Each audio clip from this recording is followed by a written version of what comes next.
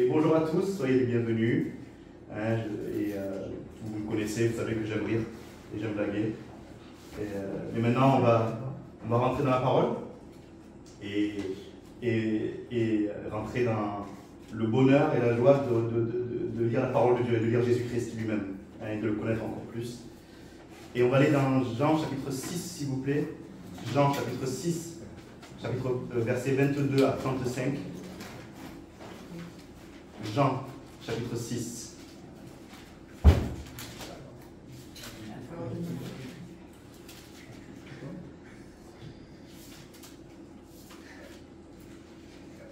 Jean chapitre 6, verset 22 au verset 35.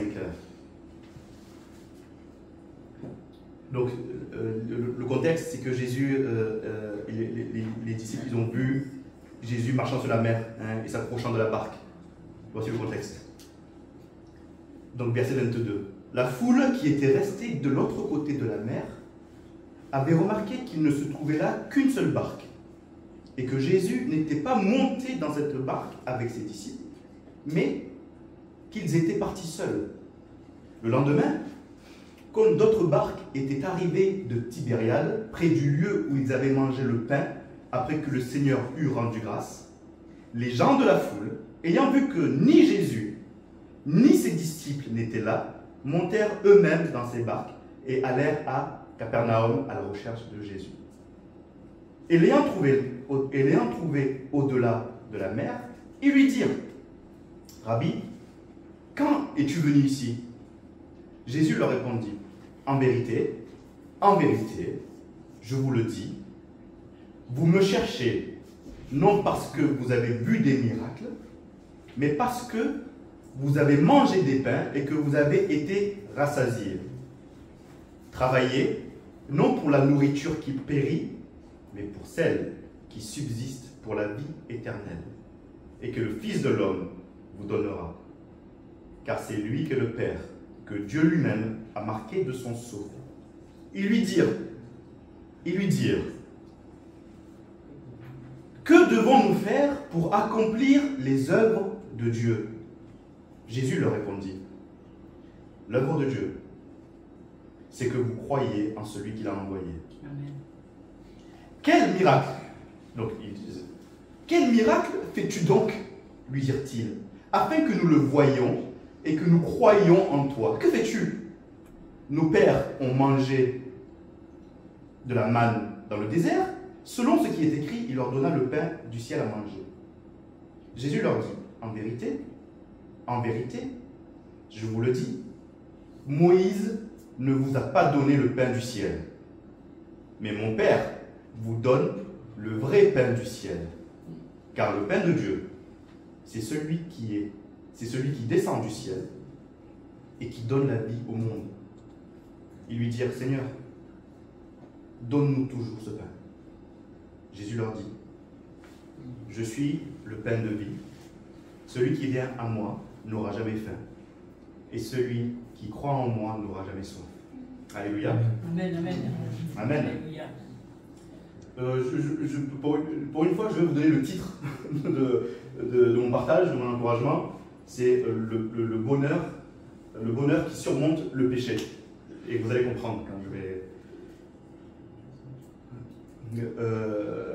par exemple, si on vient dans la salle, si je viens dans la salle et que vous voyez un vase qui est cassé, d'accord, vous voyez un vase qui est brisé par terre, et que je viens et que je dis donc, Bernard, est-ce qu'on peut briser le vase? Bernard, tu vas me dire, minimum, le vase est déjà brisé, ça ne sert à rien de le casser. Je dis: Bernard, est-ce qu'on peut aller en bas de la canebière et construire un port? Tu vas me dire: il y a déjà un port qui existe, c'est inutile. Si je te dis: Bernard, viens, on va à la place de l'Étoile à Paris et on va construire l'Arc de Triomphe. Tu vas me dire: c'est inutile, ce que tu dis est inutile puisqu'il y a déjà sur la place de l'Étoile, il y a déjà l'Arc de Triomphe. Je dis: ah, donc tout ce que je t'ai dit est inutile puisque ça existe déjà et ça a déjà été fait. Donc, ce qui est sûr, c'est que nous, on ne peut pas briser un vase qui est déjà brisé. D'accord? On ne peut pas briser une chaîne qui est déjà brisée. D'accord?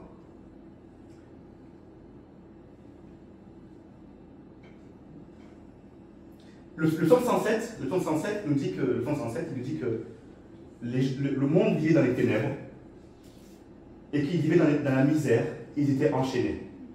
D'accord? Ils étaient captifs dans la misère et dans les chaînes. Donc le monde était captif dans les chaînes et dans la misère. Imaginez, mes amis, qu'on est tous enchaînés. Tous, imaginez, tous enchaînés. Et que je dis tous, et je dis Abraham, viens, tu peux enlever les chaînes. Tu vas me dire, moi je ne peux pas, parce que moi-même je suis enchaîné. D'accord? On est tous enchaînés. Donc il faut que quelqu'un vienne et nous délivre de ces chaînes. Il faut que quelqu'un, parce que si nous tous enchaînés, on va être comme ça, on va se regarder, oui, pas de problème, on va se regarder, mais personne, aucun de nous ne pourra se délivrer. Alors il faut que quelqu'un arrive et brise ces chaînes. Donc le psaume 107 est clair sur ça. Avant la venue, avant la puissance de la croix, le monde était dans la misère et dans les chaînes. La misère, ce n'est pas le manque d'argent. Encore une fois, en tant que chrétien, la misère, ce n'est pas le manque d'argent, c'est la misère spirituelle, la solitude spirituelle, la mort dans l'âme. D'accord? Donc, mes amis, Jésus-Christ est venu nous affranchir du péché.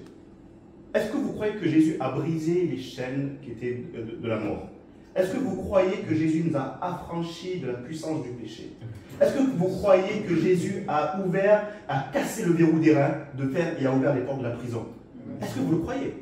Est-ce que alors je vais prier, Seigneur Jésus-Christ? Si je te dis, Bernard, viens, on va prier pour que Jésus brise les chaînes de la mort. Tu vas me dire, non, c'est inutile, c'est déjà fait. Bernard, on va prier pour que Jésus humilie Satan. Tu vas me dire, non, c'est déjà fait. Bernard, on va prier pour qu'on puisse ressusciter. Tu vas me dire, oui, non, mais c'est déjà fait. Dis-moi, Bernard, on va prier pour vaincre Satan. C'est déjà fait. Satan a été vaincu. Bernard va prier pour que la mort soit vaincue. La mort a été vaincue. Bernard va prier pour que les portes de la prison s'ouvrent. Tu as dit, tu n'as encore rien compris. Les portes de la prison sont déjà ouvertes. Ok, mais Bernard, on va prier pour que Jésus règne dans le ciel. Mais mais c'est pas possible, tu le fais exprès ou pas? Jésus règne dans le ciel. Bernard, alors on va prier pour que Jésus soit à la droite du Père. Il est déjà à la droite du Père. Jésus a brisé les chaînes de la mort et du péché. La parole de Dieu que Jésus a anéanti la puissance du péché. Il n'y avait que Dieu, il n'y avait que Jésus pour le faire. Maintenant, on va prier pour que Jésus prenne ma dette. C'est déjà fait. Ah, j'ai encore rien compris. Maintenant, on va prier pour que Jésus prenne ma culpabilité. C'est déjà fait. Maintenant, on va prier pour que j'ai pu savoir la plénitude. Que la plénitude existe, que la grâce existe. La grâce, tu as dit les mots, la grâce existe. La joie existe, le bonheur existe.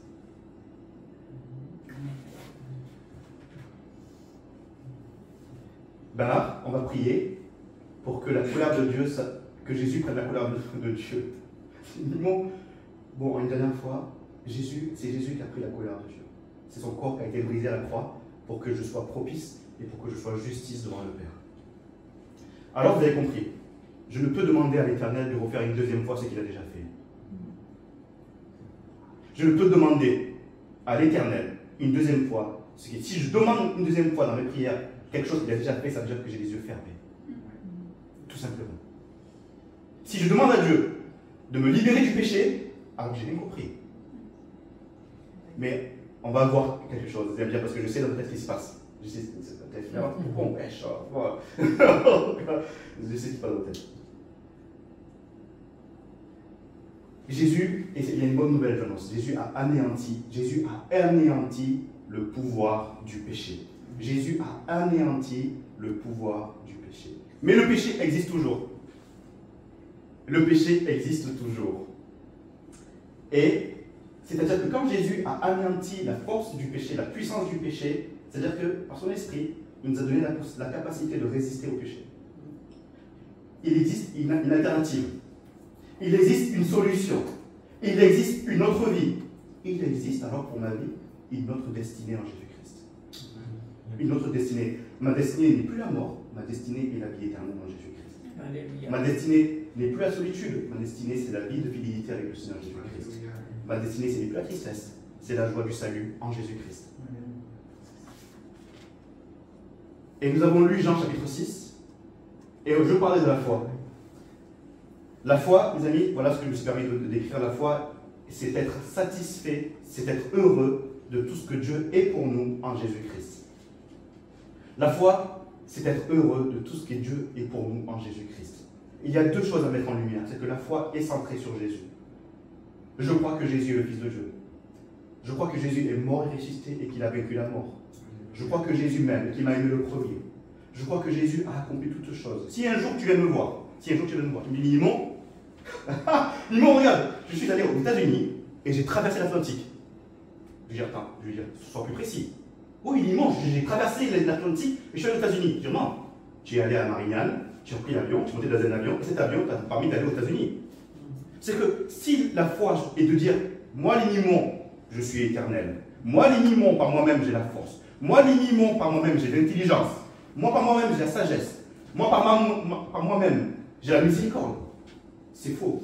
Mais je te dis que ma foi, c'est éternel. Je crois que toi en moi, c'est la certitude de la victoire. C'est toi en moi, la vie dans ma vie. C'est toi, Jésus-Christ, en moi. La force du rocher, c'est toi en moi. C'est le tabernacle. Tu fais tabernacle dans ma vie et je suis vivant et je te loue. C'est ça, la foi en Jésus-Christ. Je crois que Jésus-Christ est à la droite du Père. Je crois que Jésus-Christ est le créateur de la terre et du ciel. Je crois que tout manifeste la gloire de Dieu. Je crois que tout manifeste la sagesse de mon Dieu. Je crois que quand je regarde la nature, ça manifeste la sagesse parfaite de la création de l'Éternel. Je crois que quand je vois la parole de Dieu, je vois la vérité et je vois le bonheur dans la parole de Dieu. Je crois que quand je lis la parole, c'est Jésus-Christ que je lis. La foi n'est pas centrée sur moi. La foi n'est pas centrée sur moi. Ce ne sont pas les promesses seulement de Dieu qui font mon bonheur. C'est surtout tout ce que Dieu lui-même est pour moi qui fait mon bonheur. Alléluia. Ce ne sont pas les promesses de Dieu qui me font que mon bonheur. C'est surtout la présence de Dieu, la présence de Jésus dans mon cœur qui fait mon bonheur. La foi, c'est Jésus notre trésor, et pas seulement, mes amis, encore une fois, et pas seulement les dons et les promesses. C'est Jésus. Si Bernard, imaginons que Bernard c'est Jésus. Tiens ça. Bernard c'est Jésus, et moi je viens. Ah, ça c'est le Père, je le prends. Maintenant, Bernard, lève-toi et ouvre les bras. Et que je dis, je viens voir le Seigneur Jésus-Christ et je le prends. C'est mon Seigneur Jésus-Christ. Je crois que si je me focalise sur le don, sur les dons, sur les bénédictions, je peux vous dire avec certitude que je loupe l'essence même de la vie en intimité avec le Seigneur Jésus-Christ. Je ne peux pas avoir d'intimité avec le don. L'intimité n'existe pas avec les dons.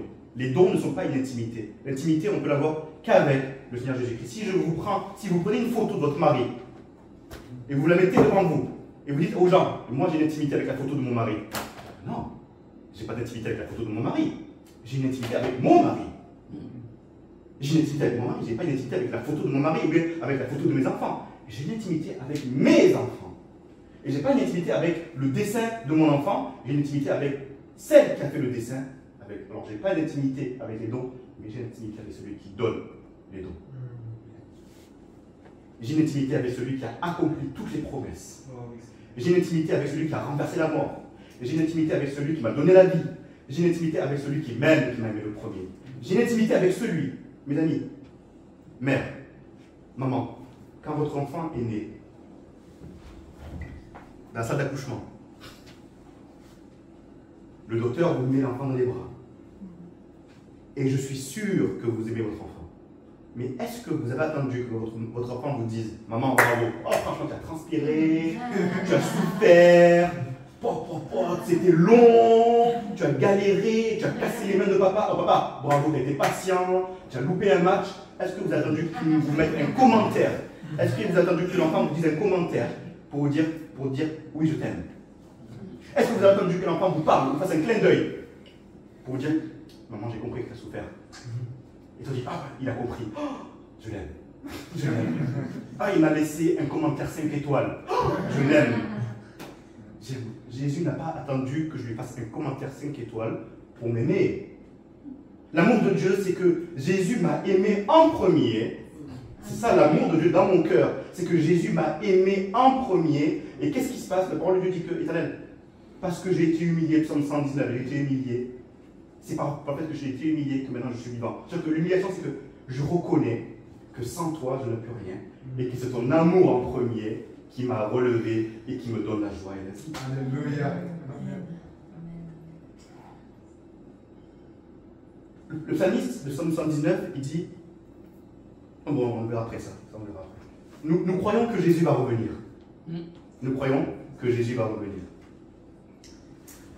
Nous croyons que Jésus va revenir. Quelle joie. Par la foi, nous le croyons, d'accord? Par la foi, nous le croyons. Donc, dans l'Apocalypse, Dieu nous révèle plusieurs scènes, d'accord? Dans l'Apocalypse. Et on voit même que même les Hollywood essayent des fois de refaire des scènes.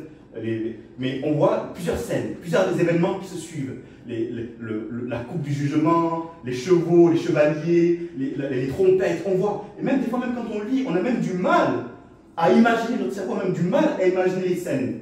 On voit les événements, on nous parle de dragons, il y a plein d'événements dans l'Apocalypse.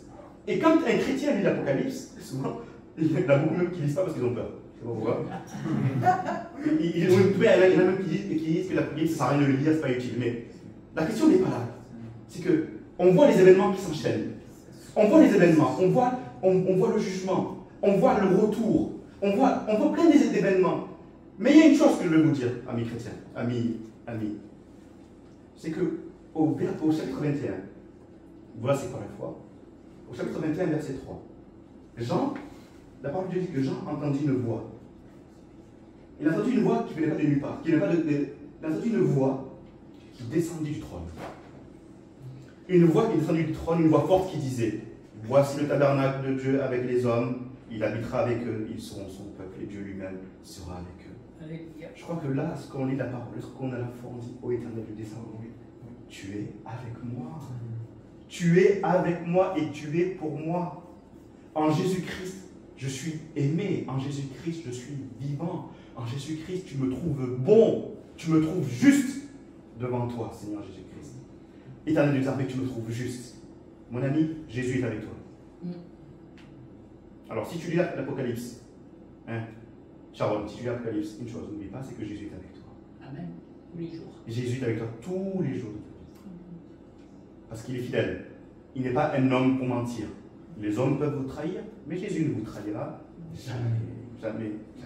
Parce que s'il y en a bien, si il est difficile de mourir pour quelqu'un de juste, imaginez alors de mourir pour quelqu'un qui est injuste. Moi qui étais injuste, Jésus est mort pour moi et il m'a rendu juste. Jésus est l'espoir du monde. Si Jésus est l'espoir du monde, et que la foi c'est l'espérance, c'est l'assurance des choses qu'on espère. Si Jésus est l'espoir du monde, et que la foi c'est l'assurance des choses qu'on espère, alors j'espère en Jésus-Christ. Alors j'espère en Jésus-Christ. J'espère pas au don ou au miracle, j'espère en celui qui fait des miracles et des prodiges. J'espère en celui qui exauce mes prières, comme il dit, il exauce les prières par des miracles et des prodiges. La parole dit qu'il exauce les fils de l'homme par des miracles et par des prodiges. Parce que tout vient de sa main. Alléluia. Tout vient de sa main. Alors, j'espère seulement en Jésus-Christ. Mes amis, la foi, c'est... Je crois que le bonheur est seulement en Jésus-Christ, comme dit la parole dit que Éternel, le pardon étant devant toi pour qu'on te craigne, d'accord? Le psaume dit la même chose, il dit Éternel, le bonheur se trouve devant ta face. Le bonheur est devant ta face. Le bonheur est dans la personne de Jésus-Christ. Le bonheur est l'essence est dans le Seigneur Jésus-Christ. L'amour, Jésus-Christ est amour. Jésus-Christ est joie. Jésus-Christ est la bonté. Jésus-Christ est la force de ma vie. C'est très important. Il y a une réalité qui est merveilleuse. Et ça c'est vrai, mes amis. Il y a une réalité qui est merveilleuse, c'est que nous vivons dans une réalité où nos péchés sont pardonnés. Nous vivons dans la réalité du Seigneur où mes péchés sont pardonnés. Je m'approche de Dieu. Éternel, je te demande de me pardonner au nom du Seigneur Jésus-Christ. Parce que le Seigneur Jésus-Christ a accompli toutes choses et je suis pardonné. Et par ton sang, je suis lavé et je suis une nouvelle créature. Ok. C'est merveilleux. Et c'est glorieux de croire et de voir que Dieu pardonne nos péchés. Mais la foi, ce n'est pas seulement la réalité de mes péchés pardonnés, c'est la présence du Seigneur Jésus-Christ dans nos cœurs. C'est la présence du Seigneur Jésus-Christ dans nos cœurs. La foi, c'est Jésus-Christ qui habite en nous. Qu'est-ce que l'homme pour que tu prennes garde à lui? Qu'est-ce que le Fils de l'homme pour que tu penses à lui? Jésus, Éternel, moi, les limons, qui suis-je pour que tu habites en moi? Qui suis-je pour que tu veuilles marcher avec moi? Qui suis-je pour que tu m'aimes? Qui suis-je pour que tu m'aies délivré? Qui suis-je pour que tu aies été humilié, blasphémé, injurié, brisé pour moi? La foi, c'est la présence du Seigneur Jésus-Christ vivant dans nos cœurs et la plénitude de l'Éternel lui-même dans ma vie. On va lire Éphésiens, chapitre 3, verset 17-19. L'apôtre Paul écrit à l'église d'Éphèse. Et moi, je crois, je vous dis la vérité, je crois que l'église d'Éphèse, c'est un rassemblement de chrétiens. Comme nous ici. Nous sommes des chrétiens rassemblés. D'accord? Je ne vais pas prier pour que Dieu sauve Bernard. D'accord? Je crois que Bernard est déjà sauvé. Je ne vais pas prier pour que Dieu sauve Ophélie. Je ne vais pas prier pour le salut d'Ophélie parce que je crois que Ophélie est sauvée. Donc c'est ça, je sais rien, Ophélie est sauvée. Je ne vais pas prier pour que Laura soit sauvée. Laura est sauvée. Je ne vais pas prier pour que Wilson soit sauvé. Donc quand Paul écrit à l'église d'Éphèse, il écrit à un rassemblement qui est sauvé. Mais alors, il dit, je prie pour que Jésus-Christ habite dans vos cœurs. C'est rigolo. Je prie pour que Jésus-Christ, en sorte que Jésus-Christ habite dans vos cœurs par la foi, afin qu'étant enraciné et fondé dans l'amour. Je prie pour que Jésus-Christ habite dans nos cœurs. Mes amis, l'apôtre Paul, lorsqu'il écrivait à l'église d'Éphèse, il demandait à l'église d'Éphèse que Jésus-Christ soit seulement leur seul trésor. Pas que l'église d'Éphèse soit sauvée, mais que l'église d'Éphèse, que Jésus-Christ soit le trésor de l'église d'Éphèse. Mes amis, je prie pour que Jésus-Christ, vous êtes sauvés, je prie pour que vous fassiez de Jésus-Christ votre délice. Vous savez, le psaume 119, il dit une chose incroyable, le psaume 119. Il dit, le psalmiste, il est là, il prie la parole. Vous connaissez tous le psaume 119, je suis sûr, je vous demanderai un jour de nous réciter par cœur. Donc, le psaume 119, le psaume 119, il dit, Éternel, ils ont le cœur insensible comme la graisse, mais moi je fais de ta loi mes délices. Je m'explique. Ils ont le cœur insensible comme la graisse. Vous savez ce qu'il dit quand il dit la graisse, c'est quoi? Il dit, Éternel, leur cœur, écoutez-moi bien, leur cœur est attaché aux richesses du monde. Ce qui les rend insensibles à la parole de Dieu. Et lui, il dit, Éternel, eux, ils ont le cœur attaché au trésor du monde. Moi, mon cœur est attaché aux délices de ta parole. Alléluia. C'est-à-dire que le cœur qui est insensible comme la graisse, on ne mélange pas la graisse avec l'eau. Vous pouvez rester 3000 ans, l'eau et la graisse ne se mélangeront pas. L'eau va couler sur la graisse. L'eau va couler sur la graisse. Mais moi, je suis une éponge qui absorbe l'eau de la parole. D'accord? Je ne suis pas la graisse. Et quand vos cœurs, et je vous donne un conseil, si vos cœurs sont attachés au trésor du monde, toute la plénitude de Dieu va glisser sur vous et vous n'allez pas en profiter. Voilà pourquoi il dit, les cœurs sont insensibles comme la graisse. Psaume 119, verset 70. Au psaume 119 encore, il dit, mieux vaut pour moi les lois de ta bouche que 1000 objets d'or et d'argent. Mieux vaut pour moi les délices qui sortent de ta bouche que 1000 objets d'or et d'argent.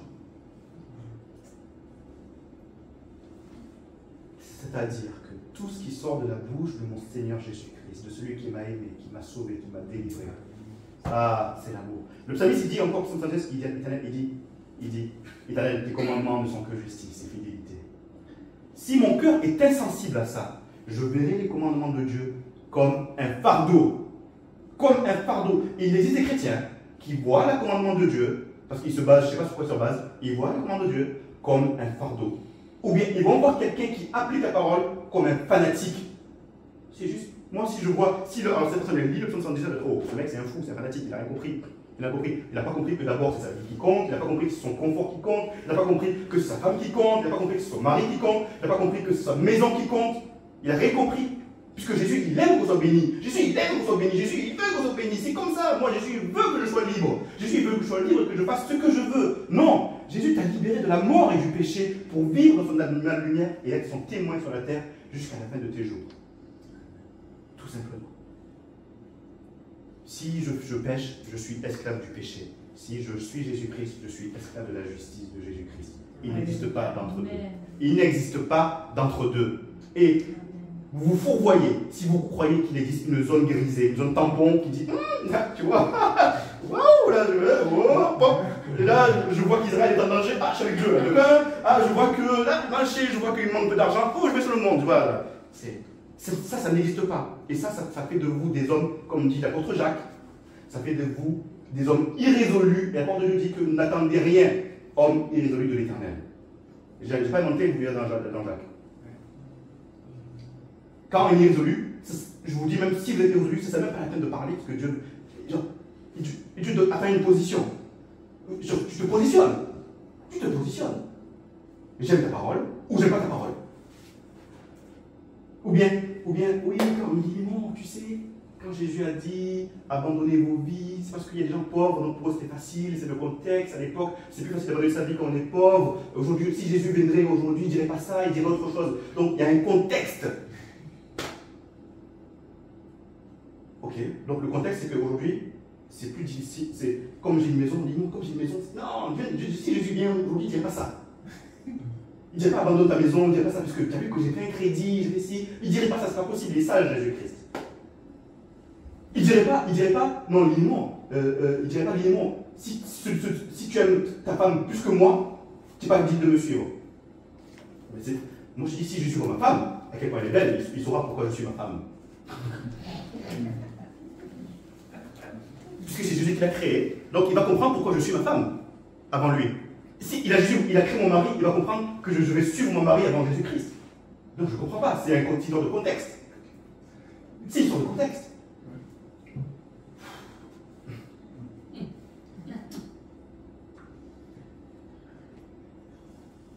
L'apôtre Paul a prié pour que le seul trésor de l'Église, le seul trésor du rassemblement, le seul trésor de votre vie soit le Seigneur Jésus-Christ lui-même. L'autre point essentiel de la foi, c'est que nous sommes satisfaits. Nous sommes satisfaits, nous sommes heureux de tout ce que Dieu est pour nous. Je suis heureux de tout ce que le Seigneur Jésus-Christ est et tout ce qu'il sort de sa bouche. Je fais de ta parole mes délices. C'est-à-dire que ta parole est digne que si je vois un trésor sur un terrain, je vais chercher de l'argent et j'achète le terrain. Là où est le trésor. Je n'ai pas inventé, c'est la parole de Dieu. La parabole. Je vois un trésor sur un terrain. Je ne vais pas creuser pour prendre le trésor. J'achète carrément le terrain là où il y a le trésor. Et je dépense tout mon argent. Tout mon argent. Mon épargne, mon PEL, mon livret A, tout pour avoir ce trésor. Tout ce que Jésus est, tout ce que Jésus dit lui-même, tout ce que je vous ai dit, c'est pour que vous ayez ma joie et que ma joie soit parfaite en vous. C'est-à-dire que si vous lisez la parole et que vous dites les mimons, mais comment tu peux être joyeux en lisant ça? C'est pas possible. Comment tu peux être joyeux en lisant ça? Jésus, on l'insulte, il est mort, on le perce, on me dit qu'il faut être dans le rassemblement, alors que moi j'aime être seul, on me dit qu'il faut ci, on me dit, oh, regarde Israël en Égypte, comment ils ont pu résister? Moi j'aurais manifesté, j'aurais fait la révolution, c'est pas possible. Comment veux-tu être heureux?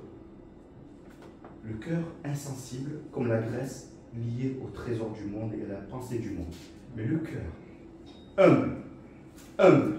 Il y a un chant qui date de 200 ans qui dit j'abandonne, peut-être qu'il y en a qui connaissent, ça s'appelle I surrender all. Il dit j'abandonne tout et tous les plaisirs du monde, je les abandonne et je m'incline devant toi, toi qui es mon seul trésor. J'abandonne tous les trésors du monde et devant toi je m'incline, toi Seigneur Jésus-Christ, mon seul trésor. J'abandonne pas tout pour être malheureux. J'abandonne tout parce que tu es ma joie. J'abandonne tout devant celui qui est ma joie, qui est mon bonheur et qui est mon honneur. David dit, le psaume dit, Éternel, tu es mon honneur. C'est-à-dire que mon identité est en toi et que je n'ai rien à prouver parce que tu as tout prouvé pour moi dans ma vie. Tu es mon honneur, il dit David dans le psaume. Alléluia. Jacques chapitre 4, verset 7-8. Soumettez-vous donc à Dieu, résistez au diable et il fera loin de vous. Tout à l'heure, je vous ai dit, le titre c'était surmonter le péché. Soumettez-vous donc à Dieu et résistez au diable et il fera loin de vous. Vous savez, l'apôtre Jacques, quand il a écrit ça, je vais vous dire ce qu'il a dit. Il a dit soumettez-vous donc à Dieu, résistez au diable et il fera loin de vous. Soumettez-vous à Dieu, ça veut dire laissez-vous contrôler par l'Éternel.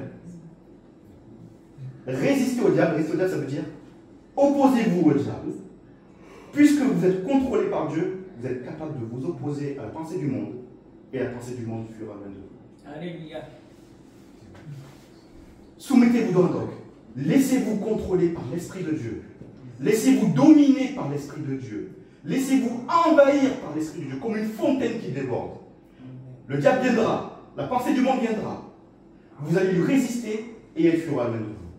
Parce que vous êtes plein, vous êtes saturé de la parole de Dieu et du Seigneur Jésus-Christ lui-même. Un jour, il y a Lauriane est partie travailler, ma femme est partie travailler, elle avait un séminaire à Antibes. Il y avait beaucoup d'hommes, il y avait un séminaire à Antibes. Elle va, et il y a un homme qui arrive devant elle, il lui dit, il vient la saluer, il dit bonjour, Roberto, célibataire. Il lui fait. Roberto, il s'est présenté, il s'appelait Roberto. Roberto, bonjour, Roberto, célibataire. Et Lauriane a répondu, bonjour, Traoré Lauriane, mariée, 2 enfants. Voilà comment elle a répondu. Et lui, il a dit, oh, j'ai rigolé. Et il est parti.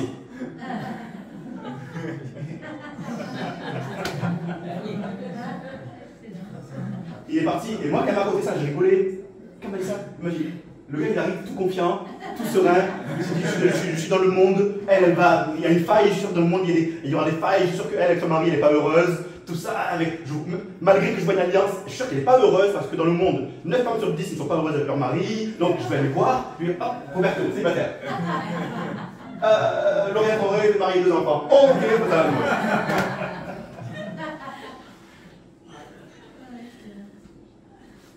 Vous savez, je crois que lorsque la pensée du monde vient et que tu ne sais pas qui tu es, et que tu ne sais pas qui t'appartient, ça se dilue en toi. Si je prends un vase et que je le remplis d'eau, il est rempli d'eau, et que je dis, Bernard, est-ce qu'on peut remplir, il est rempli le vase, Bernard, est-ce qu'on peut remplir le vase de Coca-Cola? Je dis, non, ok, donc il faut vider le vase rempli d'eau pour le remplir de Coca. Mais si le vase est rempli d'eau, on ne peut rien le remplir. Tu vas me dire minimum, et si tu vas me dire minimum, il n'y a pas de place. Et moi, je prends ma bouteille de Coca, je vais aller ailleurs, je vais trouver notre vase vide pour remplir mon Coca de ce vase vide. Parce que je vais dire, oh lui, ce vase, il est plein, je ne peux rien faire avec ce vase. C'est ça, résister au diable. Nous, on est là à se dire, je brise les chaînes, je brise le péché, je brise le péché, les chaînes ont été brisées déjà. Maintenant, c'est... Paul dit une chose. Ah oui. Paul dit le péché qui attise la convoitise. Qui attise la convoitise. Maintenant, la question c'est, puisque le péché a été brisé et que tu n'es capable de résister au péché, qui est-ce que tu écoutes maintenant? Qui est-ce que tu écoutes et qui est-ce que tu aimes? Pose-toi sincèrement, le psalmiste il dit, Éternel, je pense sincèrement aux lois de ta parole. Je pense sincèrement aux lois de ta parole et je rentre à moi-même en pensant sincèrement aux lois de ta parole. Éternel, il dit, la nuit, je glorifie ton nom. La nuit, c'est que dans les moments difficiles de la vie, il dit, je me rappelle de ton nom. Je me souviens de ton nom. Alléluia. Je me souviens de ta parole. Je me souviens que tu es bon. Je me souviens que tu m'as libéré. Je me souviens que tu m'as exaucé. Je me souviens que tu m'as délivré. Je me souviens que tu as vaincu la mort. Je me souviens que tu m'as donné l'éternité. Je me souviens que tu marches devant moi, que tu es pour moi. Je me souviens que tu m'as forteresse et mon bouclier, un abri sûr. Je me souviens que tu es le fleuve de vie. Je me souviens que tu es la pierre angulaire. Je me souviens que tu es le rocher des siècles. Je me souviens que tes témoignages sont véritables. Je me souviens que tu es la vie éternelle. Voilà quand je me couche, quand je pense. Mes amis, laissez-vous contrôler et envahir par la parole de Dieu. Parce que comment on fait pour résister au péché? Alors, qu'est-ce que tu as dans ton cœur? Je te poserai la question. Parce que puisque le péché a été vaincu, puisque, mes amis, on est d'accord, Le péché a été vaincu. La mort a été vaincue. Alors comment? Si maintenant, Paul dit, puisque la loi a dit que la convoitise est mauvaise, écoutez bien, il dit la loi a dit que la convoitise est mauvaise, alors qu'est-ce qu'il fait le péché? Le péché vient me voir et veut attiser en moi la convoitise. Le péché vient venir te voir et veut attiser en toi la jalousie. Il veut attiser en toi la colère. Il veut attiser en toi le sexe. Il veut attiser en toi la drogue. Il veut attiser en toi le vol. Toi, tu dis non. Moi, j'ai déjà tout ce qu'il faut en Seigneur Jésus-Christ. Je n'ai pas besoin. Il dit, oh, lui, il n'a pas besoin. Jésus dans le désert. Jésus dans le désert. Jésus dans le désert. Jésus dans le désert, 40 jours. Mes amis, 40 jours. Jésus, et la parole de Dieu, et je n'ai pas inventé, la parole de Dieu dit que Jésus avait faim. Matthieu chapitre 4. La parole de Dieu, Jésus avait faim. Donc, de manière charnelle, Jésus avait faim. D'un coup, le diable apparaît devant lui. Le diable dit, Jésus, si tu es le Fils de Dieu, ordonne à ces pierres qu'ils deviennent du pain. Jésus a dit, il est écrit, l'homme ne vivra pas de pain seulement, mais de toute la parole qui sort de la bouche de Dieu. Ok. Jésus, si tu es le Fils de Dieu, jette-toi en bas, donne des ordres, et les anges à ton sujet, et ils te porteront, les anges te porteront, de peur que ton pied ne heurte une pierre. Jésus dit, il est écrit. Jésus, il dit bien, il est écrit. Tu ne tenteras point le Seigneur, ton Dieu. Ok. Maintenant, il monte encore plus haut, le diable. Parce qu'il commence par terre, il va la colline, après il monte encore plus haut pour monter. Il dit, voilà, tu vois ces royaumes, tu vois la gloire des hommes, tu vois tout ça. Je te le donne si tu te prosternes devant moi. Si tu te prosternes devant moi et que tu m'adores, on va voir adorer. Si tu te prosternes devant moi et que tu m'adores. Donc en lui montrant, il lui montre les royaumes, il dit voilà, tu vois ça, ça sera pour toi. Tu vois cette belle voiture, ça sera pour toi. Tu vois cette belle maison, ça sera pour toi. Si tu t'inclines devant moi et que tu m'adores. Jésus lui dit, retire-toi de moi, Satan. Car il est écrit, tu adoreras le Seigneur ton Dieu et tu le serviras toi seul. Alors la parole de Dieu dit, alors le diable le laissa.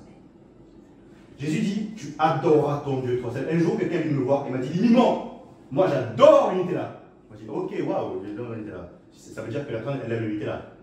Limon, moi j'adore la Normandie. Ah, j'adore la Normandie, il y a les plaines, il y a les vaches, tout ça. Wow. En plus, c'est pas la Provence, il n'y a pas du monde. Là-bas, c'est vraiment sincère, ils sont au droit. Ah, moi j'adore le Nord. Moi j'adore les États-Unis. Moi j'adore le Vietnam. Moi j'adore l'Australie. J'adore. Alors pour moi, quand quelqu'un me dit ça, je dis, c'est-à-dire que tu aimes la Normandie? Oui, oui, j'aime la Normandie. J'adore la Normandie. Je dis, oui, donc tu aimes la Normandie? Oui, oui, j'adore la Normandie. Le diable a demandé à Jésus de se prosterner et de l'aimer. Jésus a dit non, moi je me prosterne devant le Dieu Tout-Puissant et j'adore, c'est-à-dire que j'aime mon Dieu. Et Jésus en disant j'aime mon Dieu, le diable a dit ok, il n'y a plus de faille, je m'en vais. Amen. Il n'y a plus de faille, je m'en vais. Jésus n'a pas dit, puisque Jésus pour moi a brisé le péché, il a brisé les chaînes du péché, puisque Jésus a brisé et a humilié la mort. Maintenant, la question que je vous pose, mes amis, c'est qui est-ce que tu aimes? Qui est-ce qui est ton trésor? Qui est-ce qui est ton trésor? Ne nous mentons pas, est-ce que c'est toi ou c'est moi? Ou Jésus, pardon. Ou Jésus, pas moi, excusez-moi. Je sais où c'est Jésus. Dans la parole de Dieu, Jésus nous a montré deux choses. C'est que Jésus, il aimait, il connaissait la parole. Jésus connaissait la parole. Et il aimait la parole. Mes amis, on peut lire la parole. Je vous le dis, on peut lire la parole sans aimer la parole. Jésus nous a montré qu'il était heureux. Jésus sur la terre, il était heureux de tout ce qu'était Dieu, le Père. Il était heureux de tout ce que était Dieu, le Père. Tout ce qu'il a fait, c'est par obéissance, parce qu'il aimait le Père. Il était là, il dit, la parole dit qu'il avait cette joie à venir. Il voyait cette joie d'être dans le ciel de gloire avec son Père et faire tout ce qui est convenable pour le Père. Il n'a pas fait je suis obligé, d'un peu plus, j'en ai marre, c'est pas normal. Non, sa joie était telle. Il dit, moi j'ai cette telle joie que je vais vous la partager et je vais vous le dire pour que vous, votre joie soit parfaite. Parce que je veux partager cet amour avec vous. Je veux vous donner cet amour. Je veux vous donner cette joie qui fait que même la mort, vous n'en avez plus peur. Vous n'aurez plus peur de la mort. Parce que la mort a été vécue. Jésus nous montre qu'il était heureux de tout ce qui venait de Dieu et qu'il aimait tout ce qui était Dieu. Donc je vous ai parlé de Lauriane avec le Roberto. Mais l'église c'est pareil. L'église c'est l'épouse. L'église, c'est l'épouse. On est d'accord? Je n'invente rien. L'épouse, c'est qui? C'est Jésus. Donc l'épouse dit qu'elle aime l'époux. Et quand la pensée du monde arrive, Église, pensée du monde, célibataire, l'Église va dire, rassemblement des saints, amoureux de Jésus-Christ. Ok, je m'en vais. Rassemblement des saints.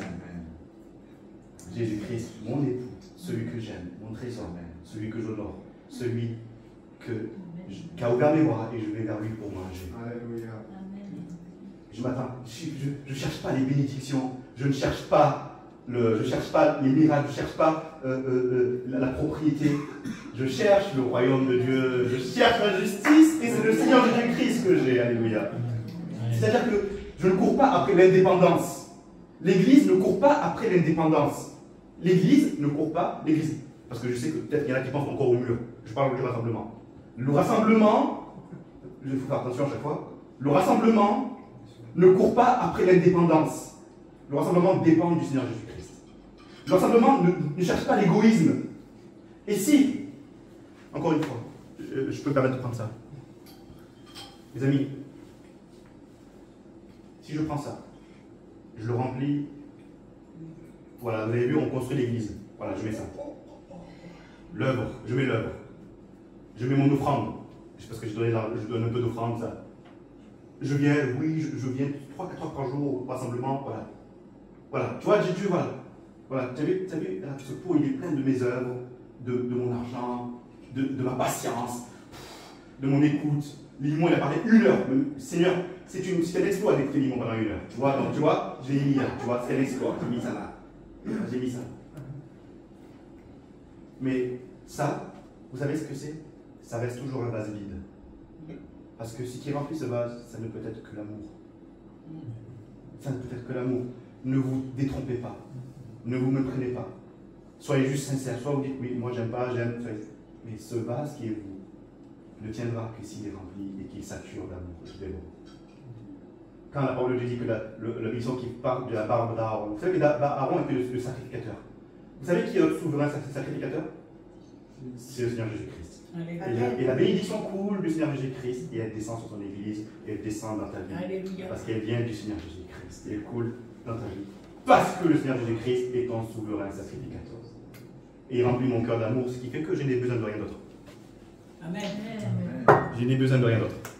Vous avez vu, Ophélie, tu as vu, je fais comme avec les enfants. Je montre les choses, tu vois. Tous. En fait, la pensée du monde est faite pour vous détourner. Encore une fois, je parle de Roberto. Roberto est venu pour détourner ma femme Lauriane. Pour voir s'il y avait une faille. Elle est restée campée dans ses positions. Mes amis, restez campés les 2 pieds sur le rocher des siècles. Revêtus de l'amour du chrétien, de l'amour du chrétien. Submergés par l'amour de Dieu. Lavés par le sang de l'agneau. Vous savez, tout à l'heure on a chanté un chant et tout le monde a repris. Jean il dit, j'ai vu dans le ciel, j'ai vu le lion et l'agneau. Oh là là, j'ai avec moi le lion de Juda qui rugit et qui éloigne mon adversaire. Et j'ai avec moi l'agneau immolé qui a pris mon péché. Voilà. Le Seigneur Jésus-Christ. Et je terminerai que si votre cœur est heureux, si votre cœur est satisfait, pas, et je vais être sincère, et envers moi-même, si votre cœur est satisfait, seulement de vos enfants, de vos femmes, de vos maris, de votre maison, de vos vacances, de ce que vous êtes, de ce que vous voulez représenter, de votre image, de vos pensées, de vos vérités à vous, de vos concepts. Mes amis, vous avez droit à la tristesse. Mais si votre cœur est satisfait de la personne de Jésus-Christ, Alléluia. vous résisterez au diable et il fuira le diable. Alléluia, soyez bénis. Amen.